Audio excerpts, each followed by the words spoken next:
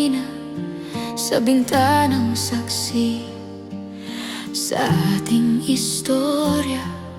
Ang bawat sulok ay may bulong ng nakaraan, ngunit ang tinig mo'y hindi na mapakinggan. Ang alikabok ay dahan-dahang bumababa sa mga litratong kupas at luma na. Sinubukan kong punasan ang iyong mukha, ngunit ang kapalit ay patak ng luha. Ikaw ang kabanata na tapos nang isulat, isang masamang panaginip na sa akin gumulat. Paano hahakbang kung ang paay nakabago sa mga pangako mong nabago at naglaho? Ang pag-ibig natin parang librong isinara, wala nang kasunod, ito na ang huling pahina. Pahina.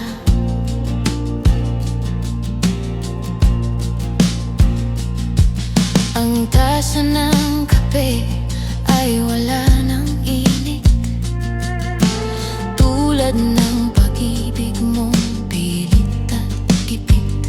Ang mga rosas sa hardin ay yumuko na rin, tila nakikiramay sa aking damdamin. Hinahanap ko ang init ng iyong mga kamay sa gabing maginaw sa higaan kong tamlay. Ngunit ang unan ko lang ang aking kayakap sa gitna ng dilim. Ako'y nagpapanggap. Ikaw ang kabanata na tapos nang isulat, isang masamang panaginip na sa akin gumulat. Paano hahakbang kung ang paay nakabago sa mga pangako mong nabago at naglaho? Ang pag-ibig natin parang librong isinara, wala nang kasunod, ito na ang huling pahina.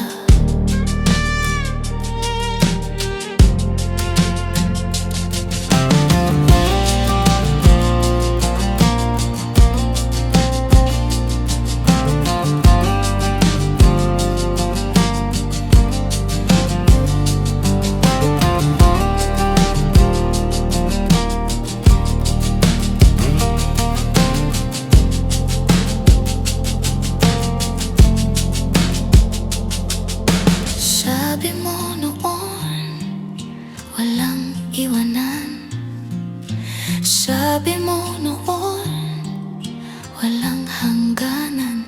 Ngunit ang tinta ay unti-unting natuyo, at ang puso mo ay bigla na lang lumayo.